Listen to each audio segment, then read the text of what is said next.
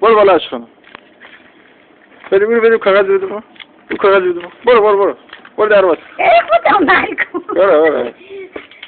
والا میخوای عکس ما ببری؟ برو. یا الله بارک الله. کلیتا من گم کرد. بله. کلیتا من بگیر. بیام درست کنیم. بله باش.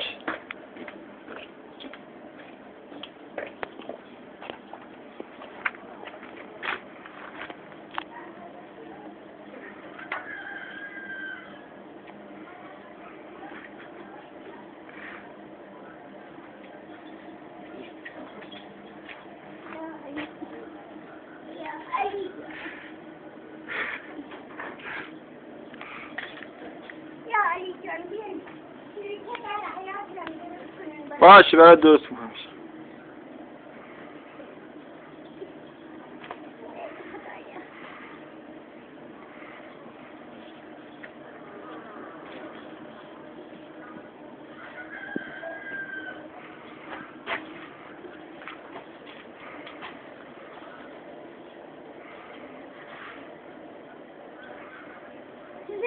یادگاری ما بله.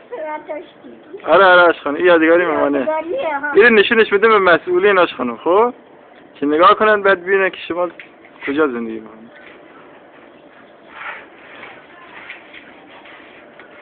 بدونن شما یک پول ندید کلید رو خودتون.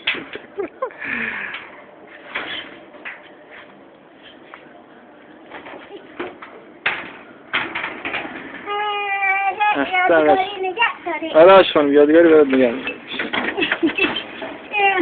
ماشین زدن صبح خراب کردن. آره.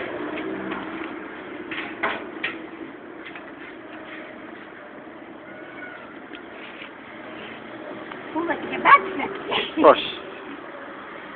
که حیاتم باشه برات بگیرم عشقانم که اون رو نشون بدم که